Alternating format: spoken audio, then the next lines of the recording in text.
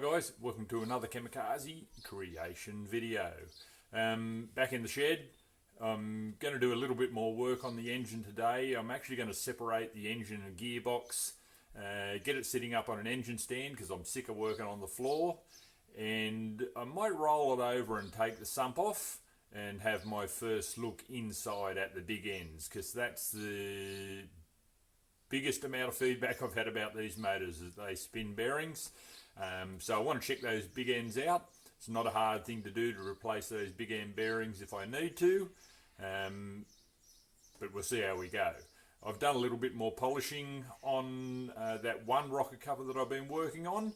I got into it with a buffing wheel.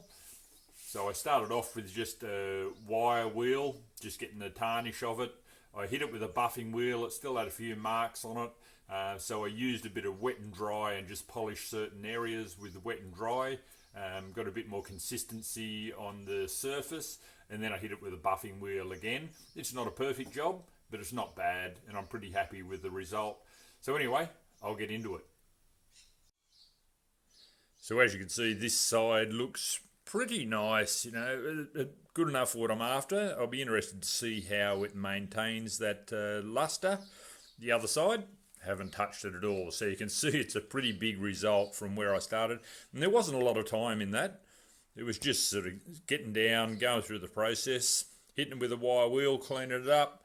Bit of wet and dry to take off this type of stuff. Where it's tarnished and pitted, just hit it with a wet and dry to take that sort of stuff off. And then hit it with a buffing wheel on a grinder. You put a wax stick, push it into the wheel and gets a bit of wax coating on the buffing wheel, and then just give it a bit of a rub. She comes up pretty good.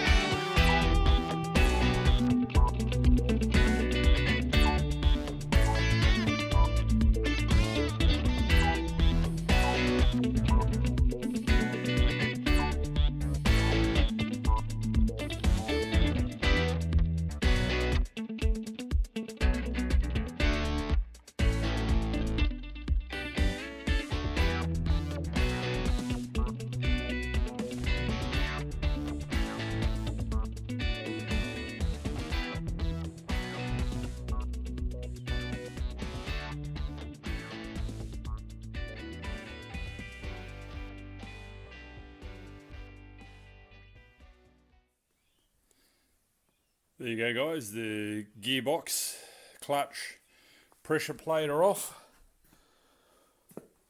Here's the pressure plate up here. Doesn't look too bad.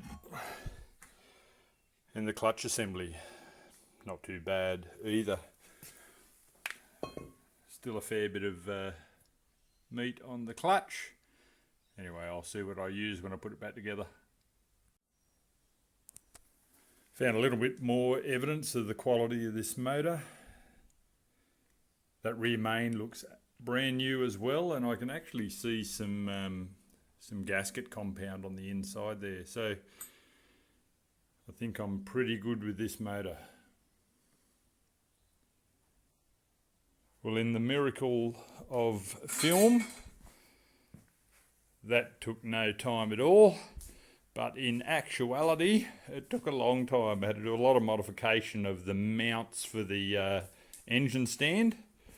But she's up there now. And as you saw when I showed you in the back end of that motor, that rear main seal is absolutely brilliant. So I'm reckoning when I pull this sump off, I'll find it's pretty clean inside.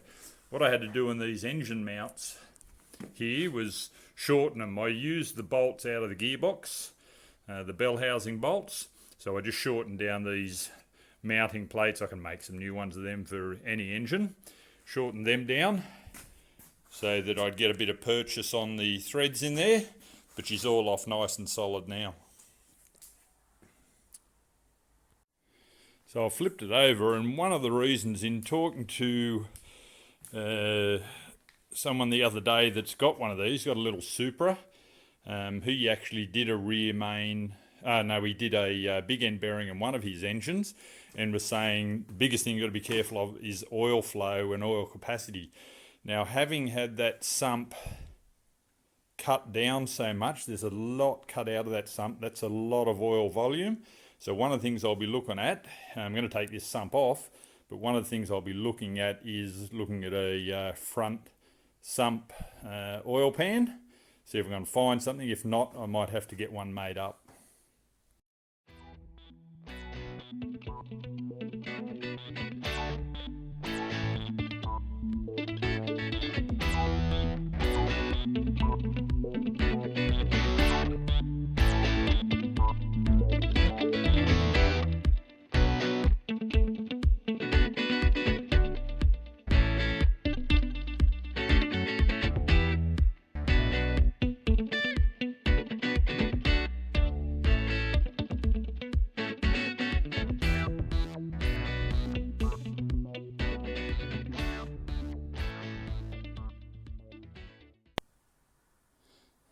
Not that you can tell a lot at the moment, but at least the sump's off.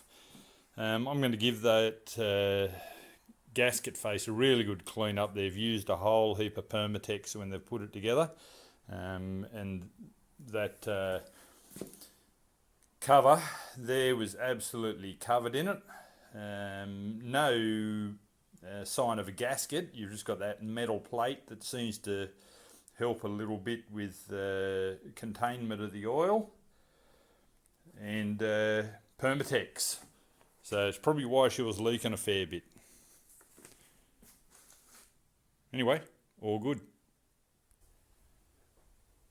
Well guys, that's about as far as I'm going to go on the motor today.